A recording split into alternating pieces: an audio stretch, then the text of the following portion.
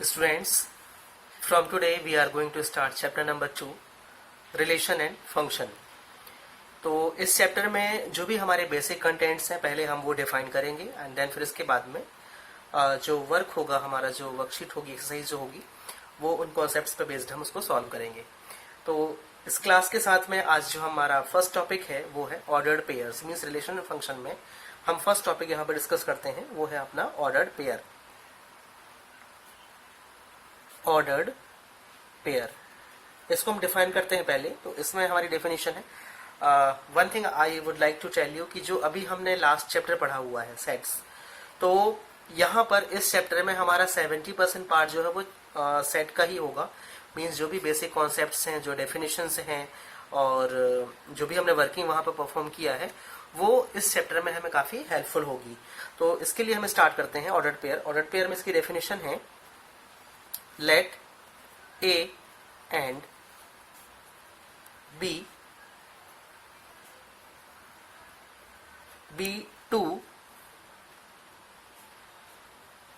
non-empty sets if A belongs to capital A and B belongs to capital B, then A comma B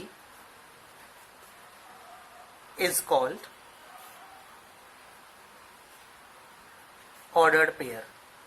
okay, clear हो गया होगा यहाँ पर कि जो A है वो एक एलिमेंट है जो कहाँ पर बिलोंग करता है, कैपिटल A जो कि सेट दिया हुआ है वहां पर, एंड जो स्मॉल b है वो भी एक एलिमेंट है which belongs to capital B. Then in this case जो A कॉमा B होगा वो क्या कहलाएगा, यहाँ पर ऑर्डर्ड पेयर कहलाएगा. एक हम नोट लिख रहे हैं इसके लिए. नोट में रहेगा N ordered pair is not a set. मतलब जो ऑर्डर्ड पेयर हम बना रहे हैं उसको हम यहां पर सेट नहीं बोल सकते. In an ordered pair the order of two element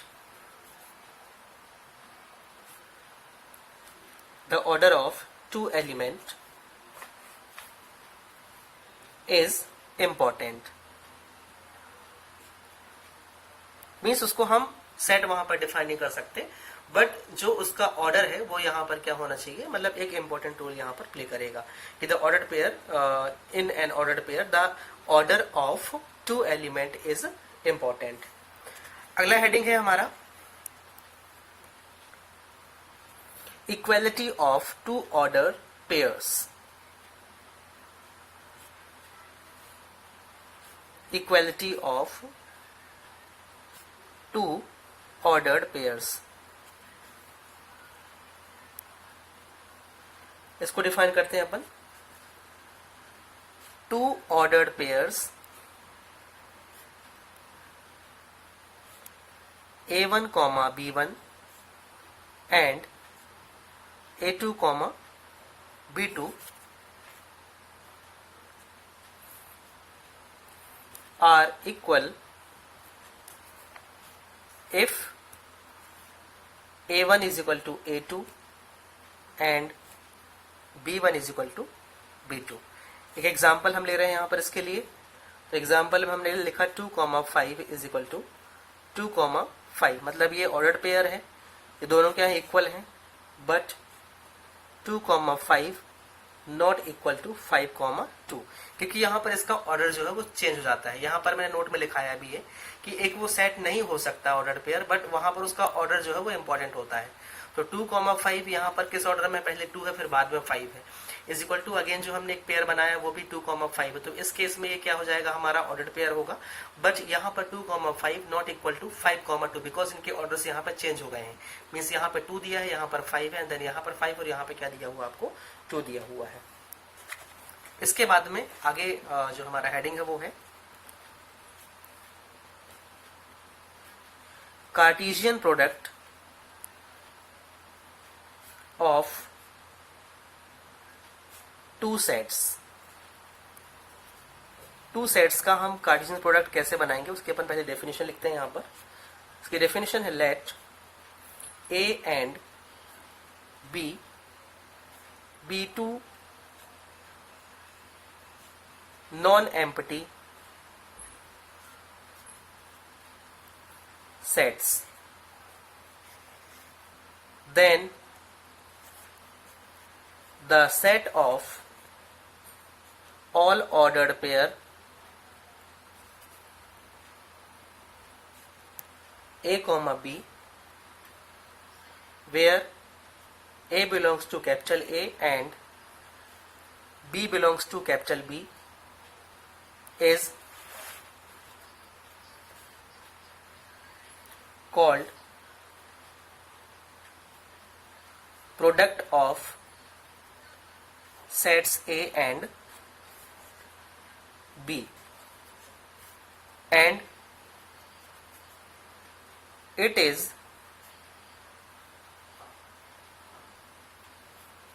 denoted by A cross B। एक एग्जाम्पल हम ले रहे हैं यहाँ पर, एग्जाम्पल में मतलब इसको आप लिख सकते हैं therefore A cross B is equal to A comma B such that A belongs to A and B belongs to B।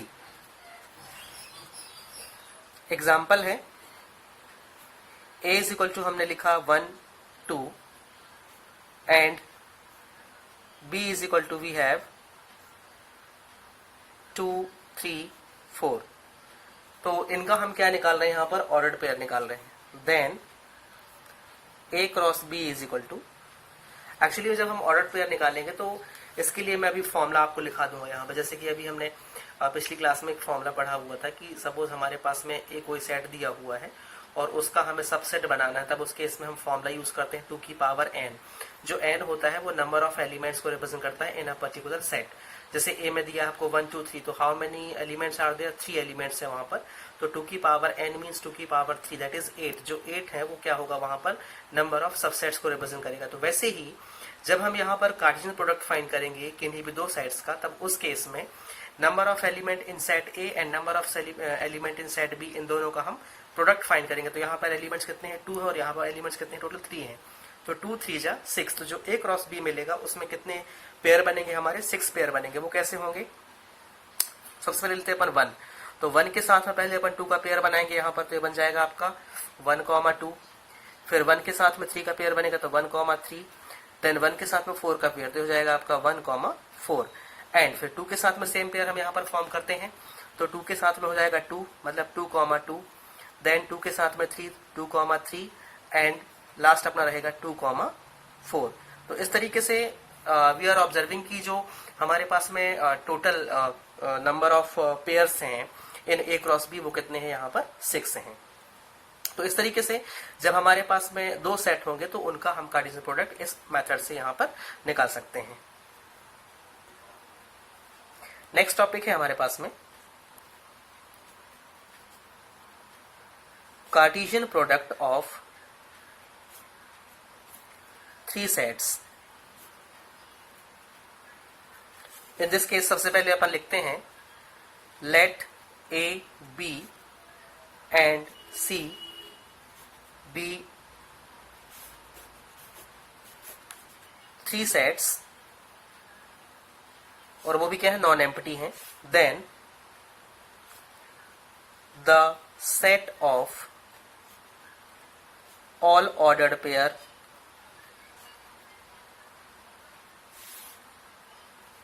और पेयर को हम लिख सकते हैं order triplets,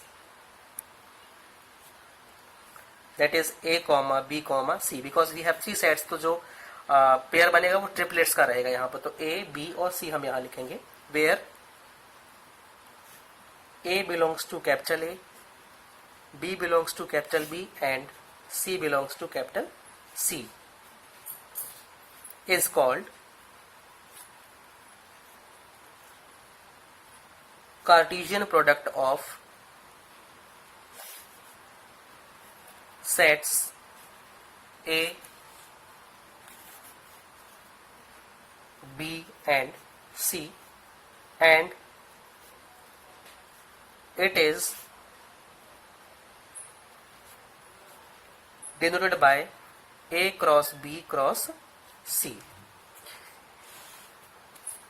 Therefore, A cross B cross C is equal to A, B, C, such that A belongs to A, small b belongs to capital B, and C belongs to capital C. Example ले रहे हैं अपन यहां पर.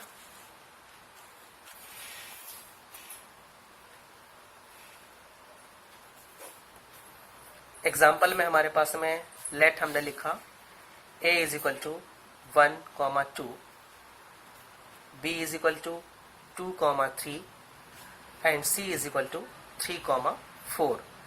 तब इस केस में we have 3 pairs a, b और c.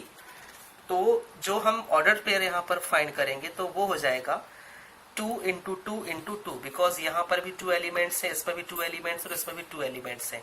तो जब हम इनका क्रॉस फाइंड करेंगे, मींस कार्टेशियन प्रोडक्ट फाइंड करेंगे, a cross b cross c जब हम निकालेंगे तो टोटल कितने पेयर बनने चाहिए हमारे? 8 पेयर्स बनने, 8 ट्रिपलेट्स बनने चाहिए. तो वो ट्रिपलेट्स किस तरीके से फॉर्म होंगे यहाँ पर मैं मेंशन करता हूँ.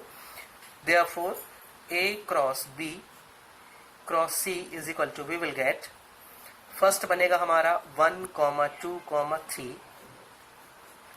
सेकेंड बनेगा 1, 2, 4. फिर बनेगा अपना 1, 3, 3. एक बनेगा अपना 1, 3, 4. कितने हो गए? 4 होगा ये. फिर बनेगा अपना 2, 2, 3, देन 2, 2, 4, 2, 3, 3 एंड लास्ट होगा हमारा 2, 3 एंड 4. तो इस तरीके से हमारे टोटल कितने ट्रिपलेट्स होंगे यहाँ पर? 8 ट्रिपलेट्स होंगे. तो जब हमें यहाँ पर 3 सेट दिए हों A, B और C, और उनका हमें क्या निकालना हो? कार्टेशियन प्रोडक्ट निकालना हो, तब हम इस मेथड को यूज करके वहां पर उनका कार्टेशियन प्रोडक्ट फाइंड कर सकते हैं. एक नोट में यहाँ पे दे रहा हूँ, जो अभी मैंने एक्सप्लेन किया उसको अपन यहाँ पर नोट कर लेते हैं. वो आपको कॉपी में भी नोट करना है कि if a set A have m element and B have n element, then A cross B have mn element. ये अपना फर्स्ट नोट था कि अगर हमारे पास में 2 सेट दिए हैं A और B, और A में है m एलिमेंट और B में है n एलिमेंट, तो जो A क्रॉस B होगा उसमें m इंटू n एलिमेंट्स आपको मिलेंगे. सेकेंड नोट हमारे पास में है कि if one of the 2 sets A और B is null set, then A cross B is equal to 5, means null set मिलेगा. कहने का मतलब ये है कि अगर हमारे पास में A और B 2 सेट दिए हुए हैं और उन दोनों, मतलब 2 सेट ऐसे हैं जिसमें से एक सेट जो है आपका क्या है? नल है. तब इस केस में जब आप उनका प्रोडक्ट फाइंड करोगे then you will get null set, means आपको 5 ही मिलेगा. तो ये हमारी क्लास का जो आज का टॉपिक था वो बेसिक डिस्कशन हमने कर लिया है. मैंने जो कॉन्सेप्ट था वो क्लियर कर दिया है. अब इसके बेसिस पे हम इसके क्वेश्चंस करेंगे एंड देन फिर आपको एक्सरसाइज प्रोवाइड की जाएगी. Okay,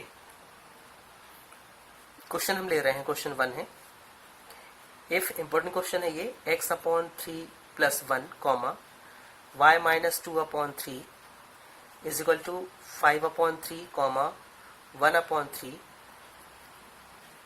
then find the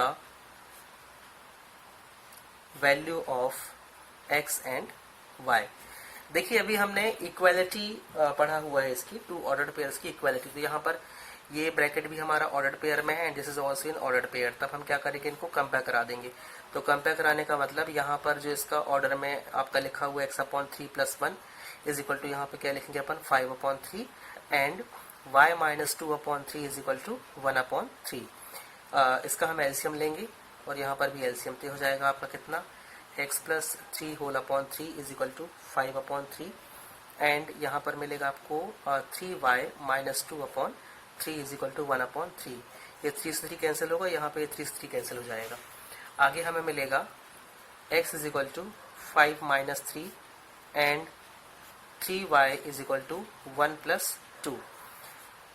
x की वैल्यू ये हो जाएगी हमारी 2, यहाँ से 5 minus 3 is equal to 2 and यहाँ से 3y इज इक्वल टू 3 है, तो y इज इक्वल टू हो जाएगा 3/3 दैट इज 1। तो y इज इक्वल टू मिलेगा हमको यहाँ पर क्या 1, और ये क्या है इसका आंसर है। क्वेश्चन नंबर 2 हम ले रहे हैं कि if g is equal to 7,8 and h is equal to 5, 4, 2, then find g cross h and h cross g। मतलब हमें दोनों यहाँ पर फाइंड करना है। तो इसके सॉल्यूशन में यहाँ पर भी ये सॉल्यूशन ही था, यहाँ से अपन इसको सॉल्यूशन स्टार्ट किया है। इसके सॉल्यूशन में सबसे पहले हम जो हमारे पास में g है वो हम मेंशन करेंगे। एस कितना है 7,8 एंड जो h है वो है हमारे पास में 5, 4 एंड 2। हमें g क्रॉस h फाइंड करना है। तो g क्रॉस h में 7 का 5 से बनेगा एक पेयर, तो 7,5। यहाँ पे देखो 2 एलिमेंट्स है, यहाँ पे 3 एलिमेंट्स, तो 2 3 जा 6, टोटल 6 पेयर बनेंगे। तो 7 का 5 के साथ बनेगा, फिर 7 का 4 के साथ में, फिर 7 का 2 के साथ में, देन 8 का 5 के साथ 8,5, फिर 8 का 4 के साथ, एंड जो हमारा लास्ट है वो बनेगा 8 का 2 के साथ में। तो इस तरीके से ये हमारा g क्रॉस h कहलाएगा। और अब हमें निकालना है क्या h क्रॉस g। तो h क्रॉस g में जो h है उसका अपन मल्टीप्लिकेशन करेंगे। तो यहाँ पर 5 दिया है, तो पहले हम क्या करेंगे 5 का 7 से बनाएंगे, तो 5,7 बनेगा, फिर 5 का 8 के साथ में, तो 5,8, देन 4,7, 4,8 एंड लास्ट 2,7 और 2,8। तो इस तरीके से ये हमारे ऑर्डर्ड पेयर्स कहलाएंगे। तो स्टूडेंट्स जो आपको वर्कशीट मिलेगी या जो एक्सरसाइज आपको दी जा रही है, तो उसमें आपको सेम कॉन्सेप्ट पे क्वेश्चन मिलेंगे, और जो मैंने क्लास में समझा दिया है इक्वालिटी ऑफ सेट्स पे क्वेश्चन रहेंगे। इसके बाद में कार्टेशियन प्रोडक्ट ऑफ 2 सेट्स, जैसे अभी हमने ये क्वेश्चन किया है, इसमें g और h हमें दिया हुआ था, तो g क्रॉस h या h क्रॉस g निकालने के लिए बोला गया है। हो सकता है क्वेश्चन में आपको ऐसा भी हो कि जिसमें आपको 3 सेट दिए जाएं और उसमें a क्रॉस जैसे a b और c 3 सेट दिए हों, उनके कुछ एलिमेंट दिए रहेंगे, वहां से आपको a cross b cross c find करना है। इसके बाद में कुछ आपका लास्ट जो हमने चैप्टर पढ़ा हुआ है सेट वाला थ्योरम, तो उसमें भी सॉल्व करने के लिए सकते हैं। फॉर एग्जांपल जैसे a b c आपको 3 सेट दिए हुए हैं और आपको सपोज वेरीफाई करने के लिए बोल दे, जैसे कि सपोज बोला है a cross b intersection c आपको निकालना है। तब इस केस में क्या करोगे आप, पहले b और c का जो इंटरसेक्शन है, मींस जो कॉमन एलिमेंट है b और c में, वो आप बनाओगे, तो वो भी क्या बनेगा, एक सेट ही बनेगा। और a हमारे पास में भी एक सेट है जिसमें कुछ एलिमेंट्स है, और b इंटरसेक्शन c में भी कुछ एलिमेंट्स आएंगे। देन फिर उसका आपको क्या निकालना है, क्रॉस निकालना है, जैसे कि यहाँ पर अभी हमने h g और g और h में किया हुआ है। तो ऐसे क्वेश्चंस आपको मिल सकते हैं।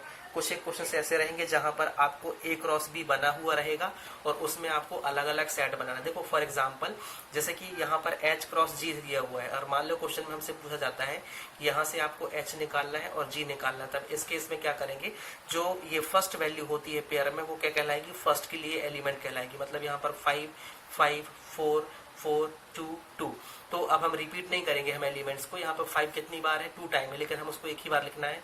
तो 5, 4, 2 ये किसके लिए हो जाएगा, हमारा h के लिए हो जाएगा। एंड जो सेकंड एलिमेंट दैट इज 7, 8, फिर यहाँ पे 7, 8, फिर यहाँ पे 7, 8। एंड वी आर ऑब्जर्विंग की जो होल पेयर है यहाँ पर दिए हुए हैं, उसमें हमारे 2 ही नंबर है, वो कौन से हैं, 7 और 8 है। तो जी में क्या लिखोगे आप, 7, 8 लिखोगे। तो ऐसे क्वेश्चंस भी आपको एक्सरसाइज में मिलेंगे जो आपसे बनने चाहिए। तो आई होप आपसे जो भी मतलब क्लास में मैंने कराया है वो आपको समझ में आया होगा, और जो क्वेश्चंस आपको आज दिए जाएंगे उनको आप सॉल्व करेंगे। और मिलते हैं हम इसकी नेक्स्ट क्लास में एक नए टॉपिक के साथ में। Thank you.